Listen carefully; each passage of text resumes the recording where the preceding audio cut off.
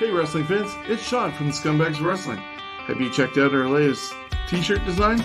It's inspired by our friends over at London Comic Con.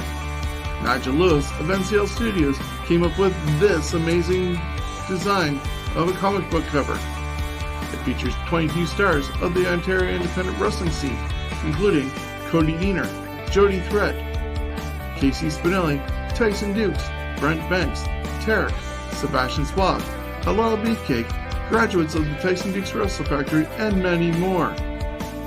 You can get your t-shirt for just $30 or buy the poster for $15. Proceeds from this sale are going to go to Sick Kids Hospital in Toronto on behalf of Steven's Wrestling Journey. Steven's an 8-year-old fighting Chiari malformation, and they're searching for a cure. You can contact me either through our Facebook page, Scumbags Wrestling, or email me at scumbagswrestling@gmail.com. Get yourself a great t-shirt with an amazing design and help a wonderful cause at the same time. So contact me today and get your shirt or poster.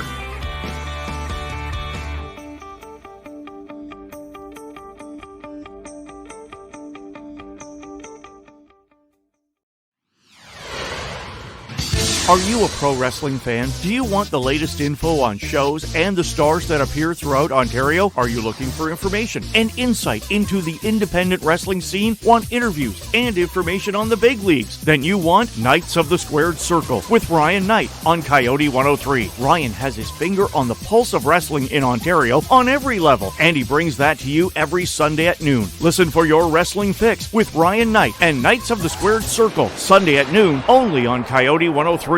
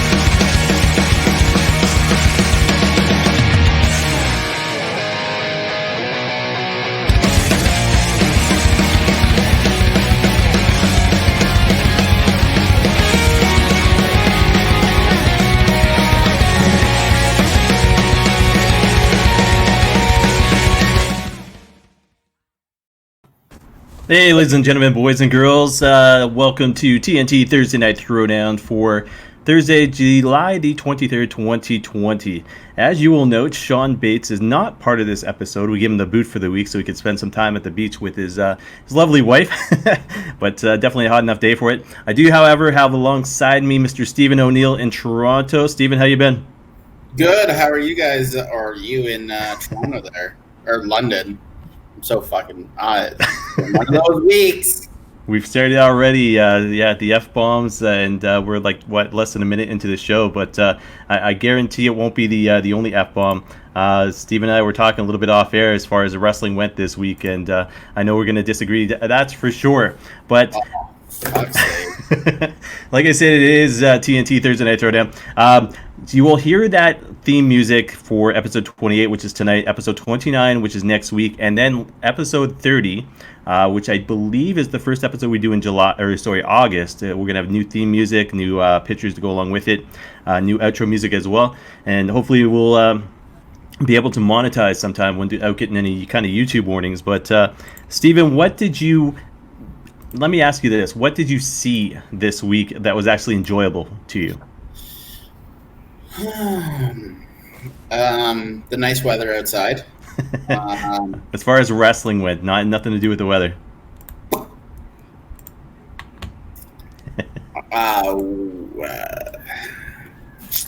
Next. All right, so there was... I caught up on a lot of New Japan. All right, so I'll tell you this. Clarence do some Midwestern wrestling the same way. It has spent most of the night the other night, apparently catching up on New Japan as well. But we'll talk a little bit of New Japan as far as Sengoku Lord in Nagoya taking place on the 25th, I believe. I'll get the date accurate just in a sec here. But Impact Wrestling Slammiversary took place last Saturday, and then the horror show at Extreme Rules took place last Sunday. Anything stand out about those two shows for you? Well, the horror show was horrible, from what I read. I listened to the Jim Cornette drive-through when he reviewed it. It was the greatest thing ever. He's got the same feeling as me. I can't stand the bullshit. I mean, the Sasha Banks Asuka match was good until the finale. The Dolph Ziggler Drew McIntyre should have been good, but the stupid stipulation in it killed me. Slammiversary, it was there. They're shoot themselves in the foot. It's one step forward, 14 steps back with Impact. So, so I 100% agree as far as Extreme Rules, the horror show goes. The fact is, Sean and I did a recap following the show. He was surprised when we went 30 minutes. We had over 200 views on that stupid thing. It was, it was our show itself was probably more enjoyable than the pay-per-view, but a lot of rumors taking place, being talked about for SummerSlam. As far as Impact goes, Slammiversary, I have to disagree. You had the Motor City Machine Guns make their re-debut. Oh, I agree with them. And then all of a sudden, Kylie Ray expected to win a number one gauntlet, number one contenders match. Chris Bay, beat Willie Mack to win the title. Just going through the results here. The North ended up retaining, and then that you said you saw Impact this week, so that was actually play into Impact. Before we get into Impact, as far as the show itself this past Tuesday goes, highlights being a lot of former WWE superstars. Sean used to put it the fact is, Impact TNA picking up basically garbage from the WWE. Is there anybody that stands out amongst the recent signings that you actually agree with, or you're actually happy to see? I think you said Gallows and Anderson. Anybody else? Oh, I love Gallows and Anderson. I think the deal they got is something they probably wouldn't have got in AEW. Where they can wrestle, go over to Japan when they can. I think if they could have got that deal in AEW, it would have been smarter for them to go to AEW. But I'm trying to think who else. Brian Myers, waste of time. You got EC3. You've got Heath. Heath, a joke. It looks like he's just doing what he just did in WWE. Eric Young's there again. Eric Young and EC3 interest me. I don't know. I'm interested in EC3 with this Moose, but I kind of it's interesting, but it's not interesting enough for me to necessarily tune in for that specifically. I mean, the North versus the Motor City Machine Guns, I forgot about them. I'm happy they're back. Alex Shelley doesn't look like he's missed a day. Chris Sabin, you can tell his knees are bothering him, but I definitely read that they came back. I watched that, them and the Rascals. I forgot about that match because Slammiversary wasn't memorable. That was a good match. I was surprised about the result in the tag team match on Tuesday, because that it wasn't who I thought the North was going to lose to. I'm disappointed that they put Gallows and Anderson in with Ace. Don't get me wrong, I love Ace Austin, but Madman Fulton, Reno Scum seems like a waste of the Good Brothers. Gallows and Anderson, I just figured that they could have been. There's other tag, well, not really in Impact, but I mean, the North, I would have thought for sure would have been the first up for the Good Brothers. Started off solid, but it looks like they're going the WWE route and wasting them. So if, I mean, I know we're in the middle of COVID right now, but the fact is, based on rosters right now, who are your top 3 rosters as far as professional wrestling go? Not necessarily what they're doing with them right now, but the potential of these guys and what they could do with these guys. Just the all-around best rosters that you're excited about. NXT, New Japan, and there's potential in AEW, but they fucking don't know what they're doing. I try to watch Impact as much as I can, but the problem is like I said, they take one step forward, 14 steps back. I was, the stupid wrestler's house that they're doing. It's stupid shit that they could be using that time to get the Rascals over, who I seen at the London Music Hall when they came for Smash. But they're wasting these, like the airtime. As much as I'm not a comedy fan, the Deaners, there's a tag team that you could be having. You have so many better wrestlers that then put on the joke wrestlers house, which scares the shit out of me how bad it's going to be.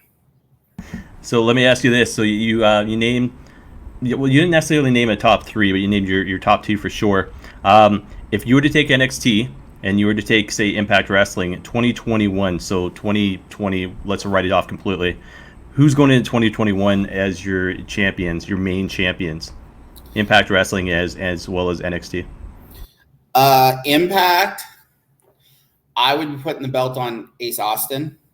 To me, he's got that heel persona.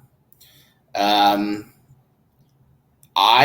think either Keith Lee or Karrion Kross in NXT. I'm really excited to see them at TakeOver 30, because I think that will be a good matchup. But I mean, and we both know, AEW, I'm not an AEW fan. I don't hide it. But AEW has a chance to make me want to watch them. And then they put on horseshit that they just put on Wednesday. Yeah, I will agree to disagree, because I know your stance on AEW. I'm interested in what that moment's going to be as far as what's going to turn you around as far as AEW goes. I mean, I think it was last week we were talking about the 4 horsemen, so to speak, and who our 4 horsemen would be. You know what I mean? And maybe that would turn you around if they hired Jim Cornette. Maybe that would. No, he wouldn't lower himself. That's the thing. All right, we'll leave it at that. I know we'll talk about Dynamite, but the Revival, why aren't they wrestling? Why aren't they wrestling? Why weren't they on the show? They were on the show. They just they weren't wrestling on the show. That's all. Yeah, but that's the problem. They have the best tag team in the world right now, and they do a run-in. All right, we'll get into that when we talk AEW. The one thing I do want to mention, so you'll see the backdrop there, that is the North, the longest reigning Impact champions, not just tag team champions, but longest reigning Impact champions of all time. They beat Taya Valkyrie's record of 377 days. Sure enough, Impact had put that out there, and then they go and lose the titles on this past Tuesday. A little briefing on the North for those people that aren't informed. Basically, team was formed back in 2011 as the Monster Mafia here in Canada. Obviously, Ethan Page, Josh Alexander. They ended up winning the titles against LAX at, I think it was Bash at the Brewery. I think the event was called. But the first and only title reign they ever had. They took basically, to me, the tag team division in Impact Wrestling to a new level, losing it to the Motor City Machine Guns. And I'm going to ask you a booking question. The fact is, would you take the titles off the Motor City Machine Guns? And you're right, Alex Shelley looks like he hasn't lost a beat. I remember seeing him last year against Matt Taven, singles bout at ROH in Toronto at that. But the fact is, Chris Sabin, you can tell he's not as quick as he used to be. I think they're pretty much around the same age. Difference is, Chris Sabin, I think, wasn't as smart as Alex Shelley was when it came to his moveset back in the day. That's not a knock against him, because I am basically one of the biggest marks for Chris Sabin in the world. But the fact is, you can tell he's not as quick as he used to be. He's still out there. He's still trying. At one point, he had officially retired. He had done, I think, a training seminar, done an NXT for a week as a coach, and then now he's back as tag team champion. But think about it this way. Do you put the titles on the Rascals at this point, beating the Motor City Machine Guns, to basically give them credibility, or do you put them back on the North? I would assume if you don't put them on the Rascals, they're dead. You would never take them serious anymore. To me, I'd put them on the Rascals, build a feud between the Rascals and the North, which we've seen on Impact, and they both teams can go. You got a feud there for that's actually would make me want to watch it, and eventually put the titles back on the North and have the Rascals chase again. Then you've got the Good Brothers. You've got teams to chase with the North. But I mean, the North are the heels, and I was disappointed that they took them off the North to put them on the Motor City Machine Guns, because that wouldn't have been where I went with it. I think if you're going to have the North lose them, it should have been to the Rascals. It should have been to a team that needed it. Motor City Machine Guns didn't need it, so... Yeah, we'll have to wait and see. And one of the things I worry about, my concern with the Good Brothers, is the fact is, because Gallows is so damn big, how do you take a team like, say, the Rascals and put them against a team like, say, Gallows and Anderson? Even the Motor City Machine Guns, they're going to look tiny compared to, Gallows. Anderson's about, mid-range, about average size guy, but it's, you don't want a Kevin Nash, Rey Mysterio situation, you know what I mean? So definitely be interesting. But guys, like I said, Impact Wrestling, so new tag team champions as of this week for Impact. And I'll just change the backdrop there just so you can see Chris Sabin, Alex Shelley holding up the title. So if you get a chance, go back and check it out. Fight Network here in Canada. We're going to go into some controversy right now. So the whole speaking out movement took place about a month ago. We discussed it on the show, obviously. One of the guys who was mentioned was Joey Ryan. Have you had a chance to see what Joey Ryan has stated in the past couple of days, Steven? Oh, yeah. I watched that. I couldn't watch it all in one sitting because it's an hour. And I was throwing up every time he spoke, every couple minutes. Have you ever just watched someone just spew bullshit out of their mouth? Because that's what I just watched in an hour. So I haven't seen the video. Michael Logan produced the same sort of one. I haven't seen that video either. I can't comment on either video because I haven't seen them. Fact is, if you go to Pro Wrestling Sheet, look up Joey Ryan denies nearly every single claim that was made against him. I believe the video is almost an hour in length. And basically, Pro Wrestling Sheet breaks it down. So when you get towards the bottom of the article, Ryan, the Pro Wrestling Sheet states one by one what Joey Ryan actually has to say about all this. The truth is, when I read some of the reports online, it was one of those things that nobody had gone and gotten a lawyer as far as the speaking out movement goes, and that's why Ryan had waited so long as far as what was taking place and basically said, hey, now is my time because there's no legal action involved.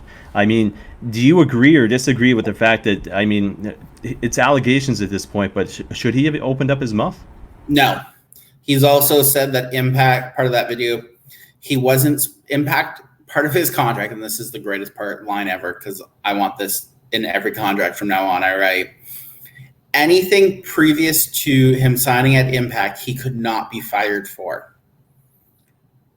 So if any previous bad action before he signed at Impact Wrestling was not allowed to fire him. Hold on, that was actually stated? Yeah, part of his video. He's going to end up suing Impact. He made it clearly obvious that Impact, according to him, and in his video, that his Impact Wrestling contract that he signed said Impact Wrestling was not allowed to fire him for any previous bad action prior to signing. So he knew this was all going to come out eventually. I was going to say, but I mean, in saying that, the fact is, I mean, who looks more dumb, Impact Wrestling or him? He goes into this with a guilty conscience, knowing that there's a past, but Impact Wrestling still signs the guy, and yet there's no Impact has not confirmed that was part of his contract. That's just what he's saying to make himself look like a babyface right now, or trying.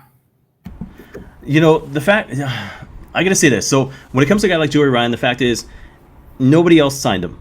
As talented as he was an independent sensation. Nobody else would sign him.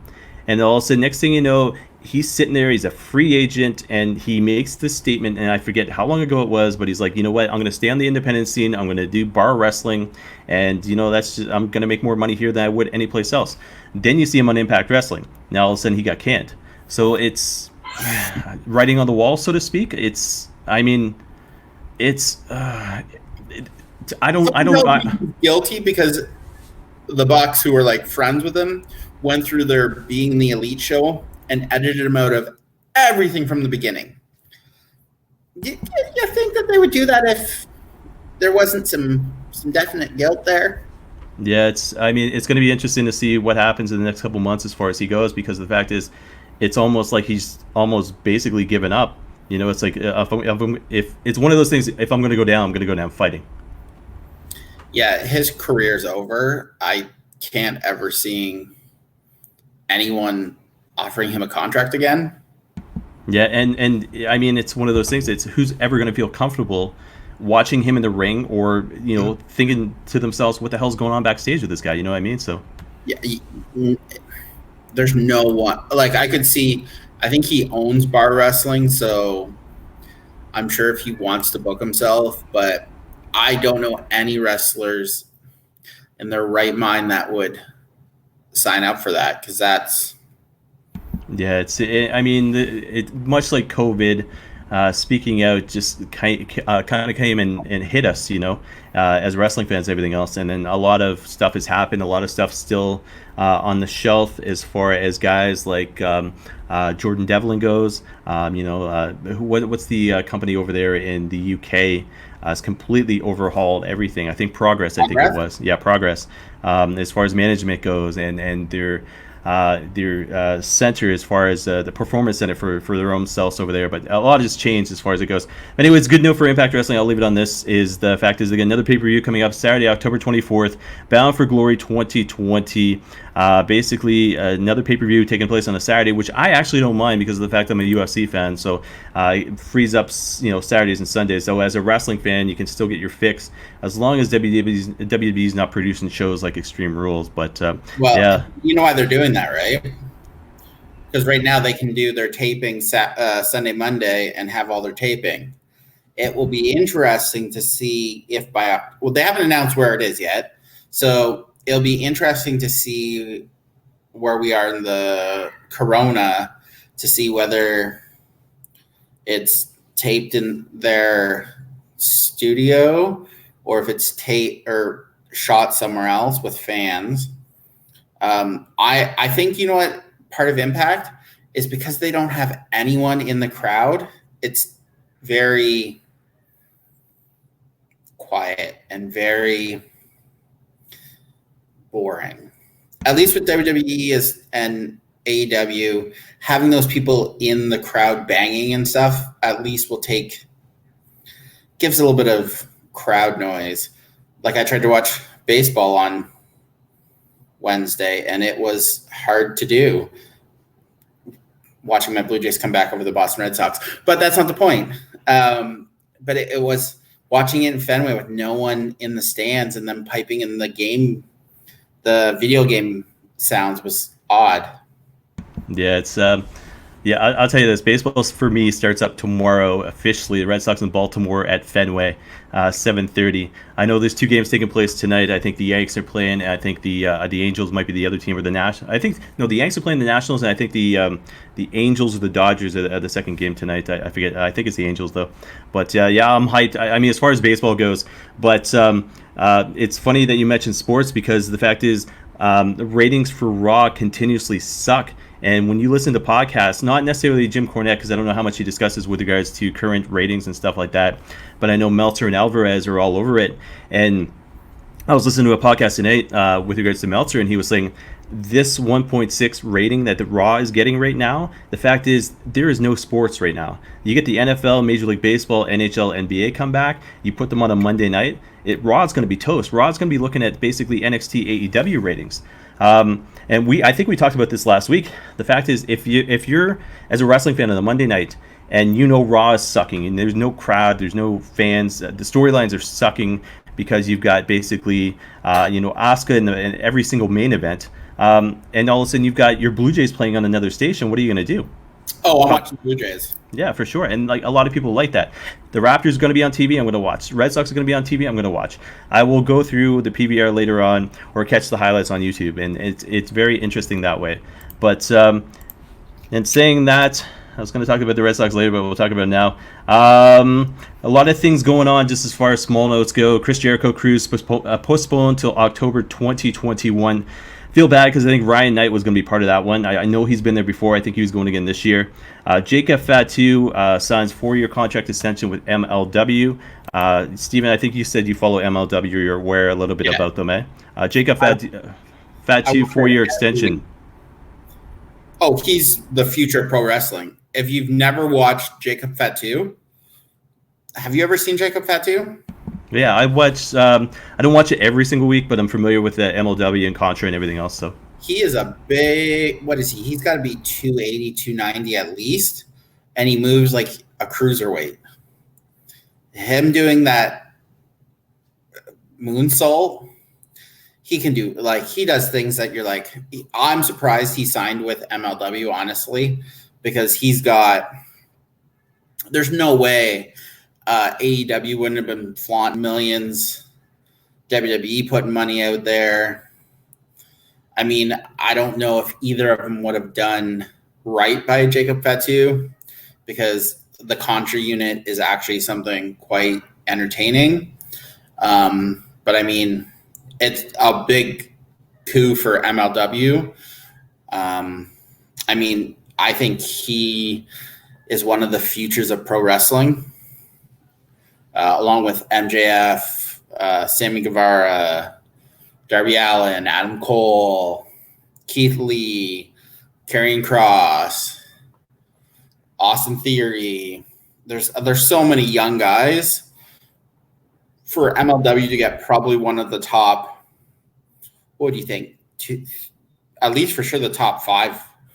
One of the top 5 young best wrestlers is a big coup for them. So yeah, I was just on Wikipedia. The fact is, it doesn't mention his age, but you're right. 6'2", 285 pounds, and he basically is the definition of MLW. It's funny because we don't talk a lot about Major League Wrestling on this podcast, but the fact is, they are the diamond in the rough, so to speak. You've got Court Bauer, who is done phenomenal with that product, with that brand. He's kept it going. He's kept it intact, because it originally came about, I think, 2003-ish, I want to say. And way back in the days of the Extreme Horsemen with guys like Steve Corino, and all of a sudden, next thing you know, Dusty Rhodes was part of it as well. When you watch the intros, you can hear Dusty's voice. Now he's doing the MLW Underground series, basically just getting through COVID. He doesn't want to put it on a live show until he can do it properly. So the fact is, Court Bauer is doing basically history of MLW every Saturday night on YouTube, as well as I think DAZN. And then you've got the current regime, you know what I mean? Guys like Alexander Hammerstone, you got the Von Erichs, you've got Jacob Fatu, you've got Selena De La Renta, who just came back, and that is part of their core right there. But MJF was there not too long ago, you know what I mean? And he chose AEW over MLW. So fact is, like I said, they are a diamond in the rough. It'll be interesting to see what happens, but a guy like Jacob Fatu, and he was trained by the legendary Rikishi, so the fact is, to know he re-signed with MLW, not WWE, I don't know what it is, because he's part of that famous Nagoya family, so it's, why wasn't WWE interested in the guy? So, but 4 years. I think he's like 22 or 23, so he's really young, so he's probably got at least, say, 20 years. I mean, I don't know if any promotion would just take the reins off of him, other than an ROH, an MLW. Like, I just don't see him being used properly yet in any of the big quote unquote promotions. But I mean, I would love to see him go over to New Japan. He'd be a monster over in New Japan. Yeah, I think he'd kill in New Japan. The concern would be, WWE would probably turn him into Umaga Part 2, you know what I mean? Which is why I'm okay that he didn't sign there right now, because I enjoy watching MLW on Saturday nights. I mean, they just did one of their anthology ones. It was the Extreme Horsemen. I mean, they shut down for years and then they came back, which it's one of the few things I enjoy watching. That ROH at one point was something I really enjoyed watching. Up until probably the last 2 to 3 months before COVID, it had started to wean. I mean, I'm interested to see where a lot of this goes when COVID's over. The NWA, I'm interested to see whether the NWA comes back. Okay, hold your thought on that, because we're going to get into some AEW talk. But first thing I want to mention here is New Japan Pro Wrestling Sengoku Lord in I forget the name. I got too many windows open. Where am I here? Sengoku Lord in Nagoya, taking place actually July 25th. Sorry, I'm multitasking, too much stuff on the go. But main event is Evil taking on Hiromu Takahashi. Basically, you've got both belts on the line from Evil versus the IWGP Junior Heavyweight Champion. First time in history this has ever happened. What do you think? Is it one of those things that it's just hey, we're going to do this because COVID shut everything down and basically we're limited with fans, so we need to put on something that wrestling fans can still enjoy? Or do you think Hiromu actually has a chance at this? It's something that it's COVID and we need to put something on that the fans can enjoy. I don't think there'll be a clean finish. There's no way that Evil is the light heavyweight title on the line too, or the junior heavyweight. No, just the double championship by Okada, or not Okada, okay. Evil. So then I could see Evil winning. I thought the junior heavyweight was on the line too, and then I thought there's no way he'll win all three belts. I think Evil wins, but I'm interested. It's one of the few wrestling that I can watch and not throw up in my mouth. So that goes for all of them. It's horrible right now in North America. Yeah, very true. And then, guys, Lions Break Collision takes place tomorrow, 10 p.m., New Japan Pro Wrestling World. Last little bit of topics as far as anything else goes. So, SummerSlam officially, WWE announced that it's no longer taking place in Boston. Imagine that. They said they'll, future work with TD Garden in Boston, yada, yada, yada. And then last thing I want to mention, which I'm kind of excited about, is Bellator 242, Ricky Bandejas taking on Sergio Pettis tomorrow, live tomorrow night, 8:45 prelims on YouTube, 10 p.m. main card, Paramount Network, and DAZN. cool thing about this is Bellator has guys like Rory McDonald, Canadian, but the fact is it means life is slowly coming back. It's not just UFC putting on events, but it's also Bellator 242 taking place tomorrow night as well. Where's that card being? Bellator? Yeah. Mohegan Sun Arena in Connecticut. So East Coast. So I no fans in attendance, but the fact is Connecticut is now running the show, which is interesting. But I'll leave the MMA talk at that. So AEW for 8:45 this week. NXT 6:15. Main event for AEW was Jericho and Hager taking on Luchasaurus Jungle Boy, up 7.2% in total viewers from last week. 18-49 demo. The show ranked 5th on cable with a .32 rating, up 10.3% from last week. NXT, like I said, 6:15. Main event was, I believe, Karrion Kross and Dijakovic. Dijakovic. Down 2.5% in total viewers from last week. The big thing about this, they're up 21.4% in the 18-49 demo, averaging a .17 rating to finish 35th in the cable rankings for that category. So a huge gap between the two as far as the ratings go this week. 230,000 as far as difference in fans. As well as, like I said, AEW was 5th in the 18-49 demo. NXT was 35th in the demo. But the major stuff that was announced from both shows was this. NXT announced TakeOver 30 is coming up the night before SummerSlam, which I do believe is August 22nd? I think the 22nd, yeah. SummerSlam will take place on the 23rd. And reading comments from you and Sean last night in Facebook chat, I don't know if you're too excited about the women's tag team tournament that's about to take place. Fuck me. Oh, whoa, wow. This is going to be... Are we going to talk about this now? You want me to go off now? Or wait a second? I want to see if there's any... Nope. You know what? Yeah, we can go off about this. So the fact is, when I was watching, not NXT, because we can't get it here live in Canada, when I was watching AEW last night, I didn't mind the show. There was a few weak spots, but the fact is, overall, the show was good. A few weak spots? So I'm gonna say this. The fact is, I'm an AEW fan. I'm a wrestling fan. Okay. The fact is, I'm not gonna like everything. I thought, Eddie Kingston coming into the fold at the very end of the very beginning of the show was great. Just going through the highlights here. MJF match was what it was. That's the highlight of the show. What, the MJF match? Yeah.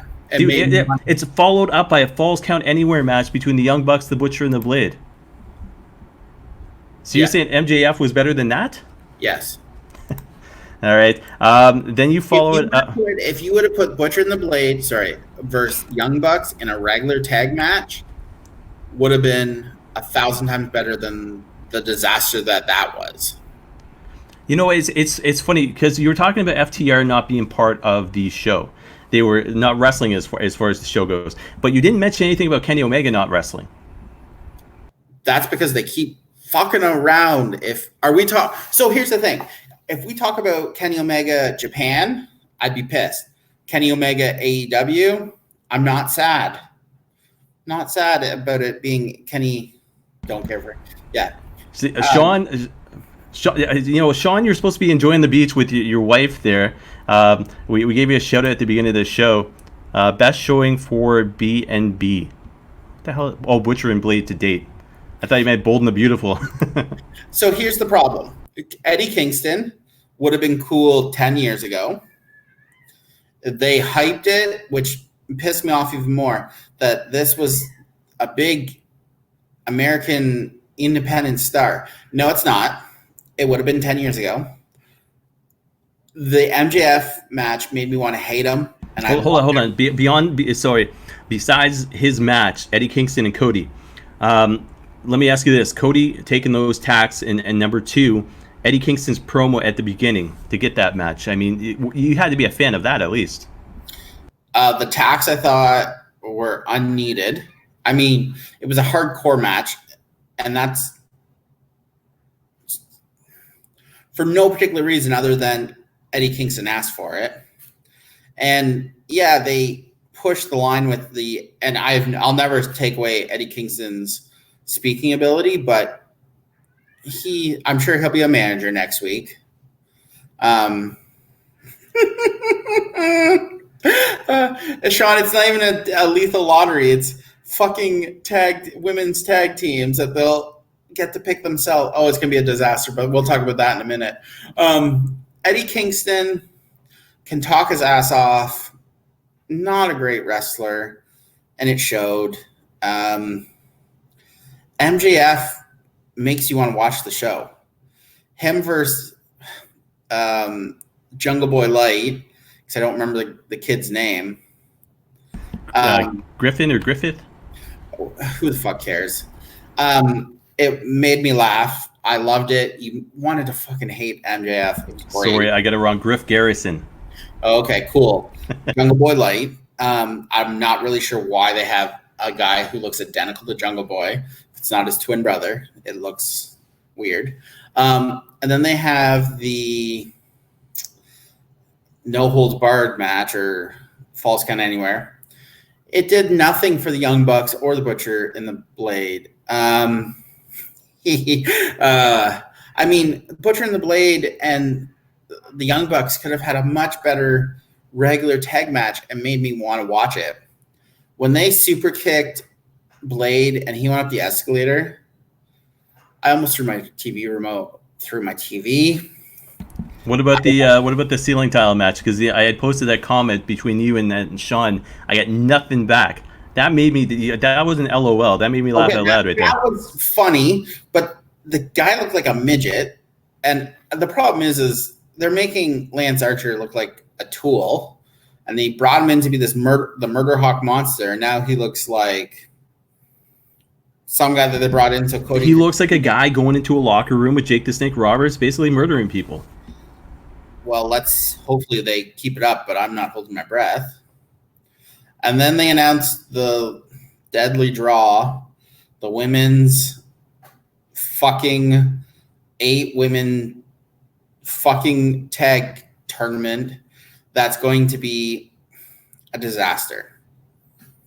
Can you name me 8 women's tag teams in AEW that are you going to want to watch this? Go. Come on. That I'm gonna want to watch this? Yeah, that they're gonna be in this tournament and you're gonna want to watch. Okay, so I don't mind Brandy and Cherry Bomb right now, otherwise known as Ellie. I don't mind the match that I saw last night between Diamante and Ivelisse. They have the women's tag teams. They don't have tag teams. That's the problem. Why the fuck are you doing a women's tag team if you don't have 8 women's tag teams? They're putting together a bunch of women. And it's going to be a fucking color green because the Diamante and Ivelisse looked horrible last night. I didn't mind the match. But then you have people like my biggest concern about that is somebody like Britt Baker, who still, you want to talk about green as Maine's kind of star she is becoming. The fact is she still can't wrestle, and now she's on the shelf, so she's going to have more ring rust than before. I mean, I agree that it's something new. It's something different. Would they be doing this if COVID wasn't taking place? Yeah, Meltzer said that the ratings are good for it, this will be an annual event. See, that's just it, though. The ratings aren't going to be good for it. No, so I'm not a big AEW women's fan because I don't think that they have a strong enough roster to have a women's division at this point.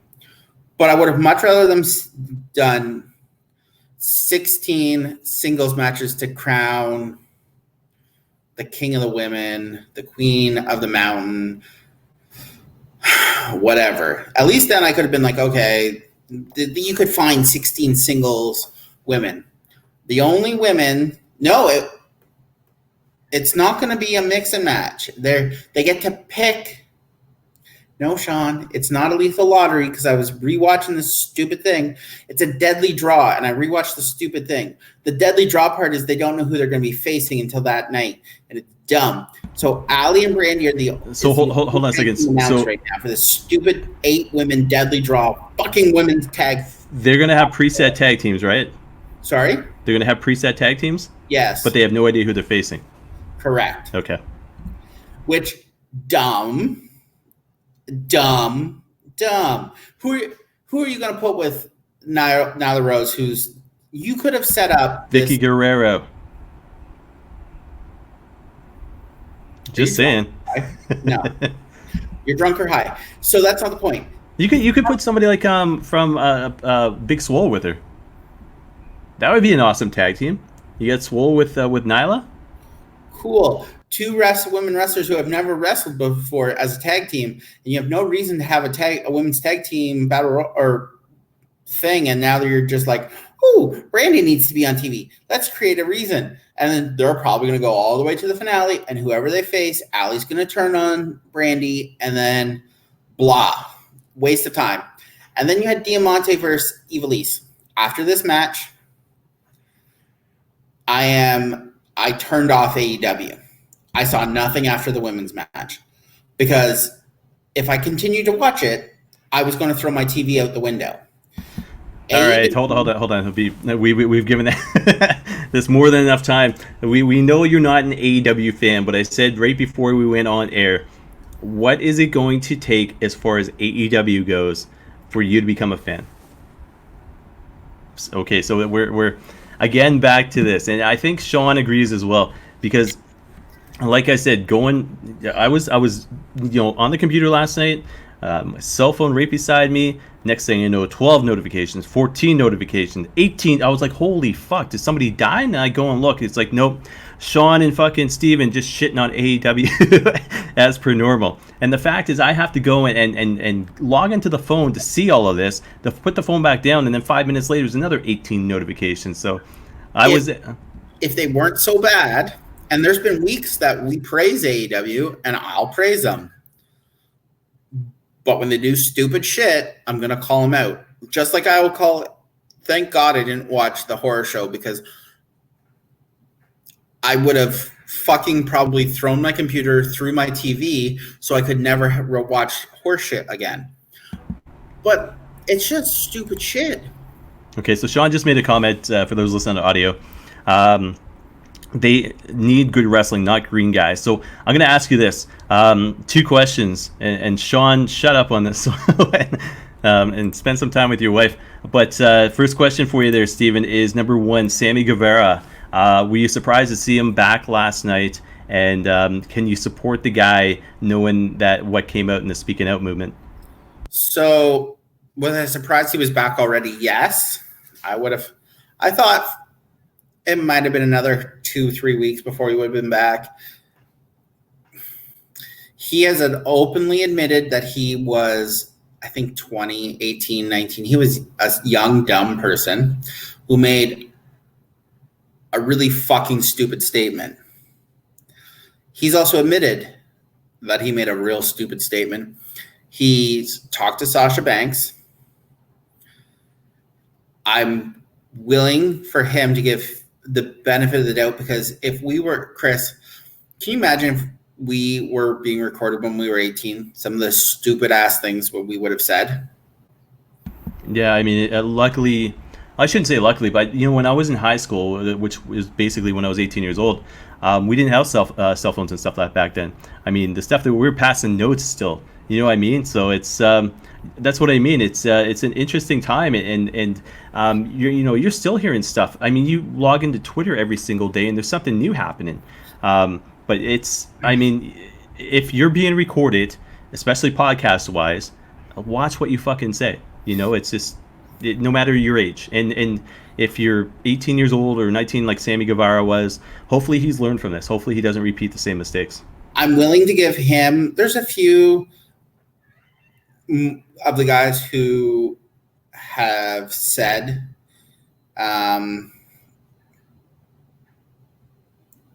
Sean, spend time with your fucking wife. God damn it. If you want to be on the show, be on it. You can't be on the show. We got about 10 minutes left, and you got another show to watch, don't you? Yeah.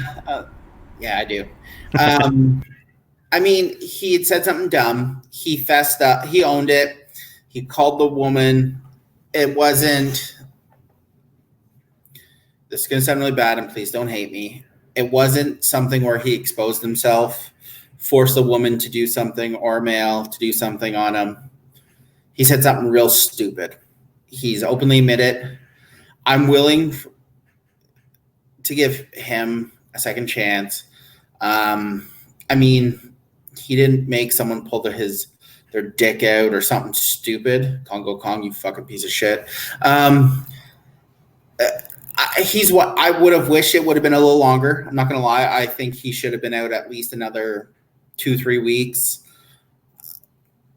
So, but I'm willing to give him another chance. If something comes out since that he does or says something real dumb, he'll be done. But I mean, got to give him a second chance. There's one dumb. He said something dumb. He admitted it. It's not like Joey Ryan where I lost track. I think there was 30 women at one point or something. Yeah. I mean, with regard to Sammy too, he came out online and basically, asked for forgiveness from Sasha, Mercedes. I forget what her last name is, but and she acknowledged it, and she basically accepted his apology, but still said there was no time or place to be saying shit like that. So, but we'll leave it at that. Sammy's got a bright future ahead of him as long as he can keep himself in check.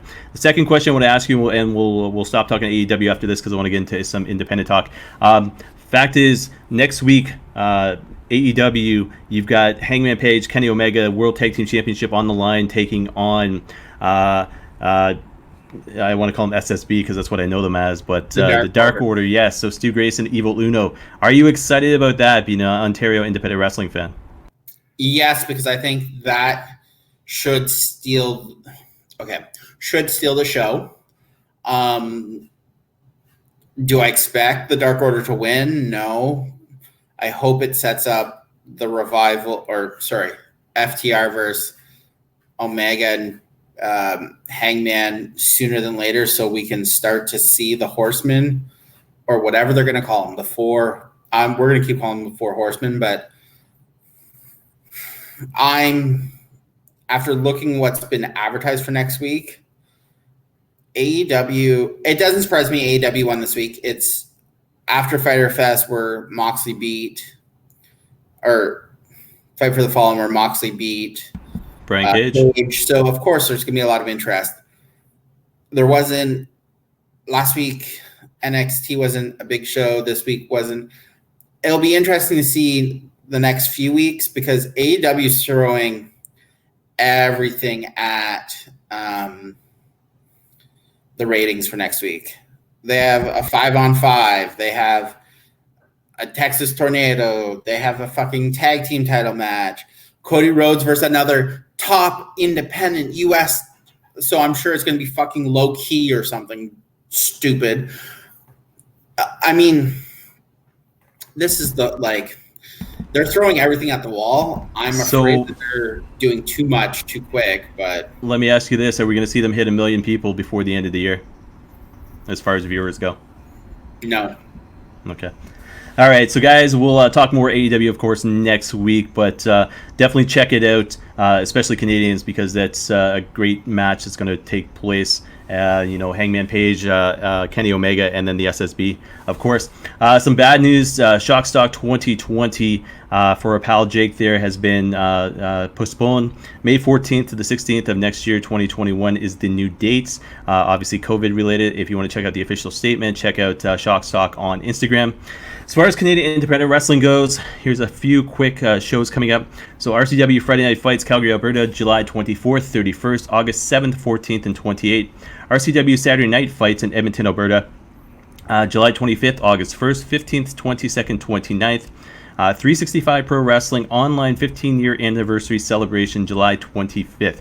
The reason I mention this, Eddie Mike Besh makes a statement here. On July 22nd, 2005, PWA was created. December 1st, 2019, PWA held its last event before turning into 365 Pro Wrestling. July 22nd, 2020, we celebrate 15 years of pro wrestling. Be it is a Wednesday, the celebration will take place on July 25th and will be on Facebook starting at noon Eastern. We'll be airing our first event as well as our last PWA event and our latest 365 events for wrestling community to enjoy. We hope to get some comments from some of the wrestlers to add to add as well as some more highlights, maybe some stats from Paul, etc. So please do join us on July 25th right here on Facebook. Cool thing about that is I remember some of the guys way back in the day of the PWA. Sean Spears was part of them. The Highlanders were part of them as well. The Cuban sensation Elian Habanero, who's doing a podcast called The Weekly Whisper, he was part of that as well. PWA, to me, had a lot of fond memories. Outlaw Scott Chase was part of it. Reggie Marley, Ruffy Silverstein, a lot of those guys that when I was first started following Ontario Independent Wrestling, that is who I was going to see. That was my Smash Wrestling back there, was the PWA. So, guys, check that out, July 25th, this coming... Fun fact, I actually did sound for them for years when I lived in Waterloo. Really? Yeah, I would help them set up the ring. Yeah. And I did all their sound for them for years. Yeah, I think the last PWA event I ever attended, I helped take down the ring, first and only time I ever got to do that. It was kind of interesting though. But the fact is, Josh Alexander was actually a very young rookie helping out as well, so it was kind of a cool flashback moment for me. From there, guys, Live Pro Wrestling, 365 Pro Wrestling as well, Campbell River, BC, August 1st. New School Wrestling, Dropkicks, Drive-Ins, and Dives is a drive-in wrestling party in Hamilton, August 15th. And then Destiny Wrestling presenting the Summer Heat Barbecue, which is sold out, party in Mississauga, Ontario, August 16th. So, guys, that is... Can I mention fuck Destiny? I will say this. So, as much as we drop kicked them on the air last week, I've got nothing against them. When I went back and I looked and I saw the group is officially run by a fan. George, I don't know his real last name, Mendez Terzes or whatever it is an admin, but he didn't found the group. So, and then when you read the actual group rules of it, it says do not post about anything but Destiny Wrestling. So I know as a group owner on Facebook, I have the ability to go and basically kick people, ban people, delete posts. And if I go and delete a post, I can go and send a notification to somebody to say why. So they might have taken it a little bit to the extreme, but from you guys, it was hearsay.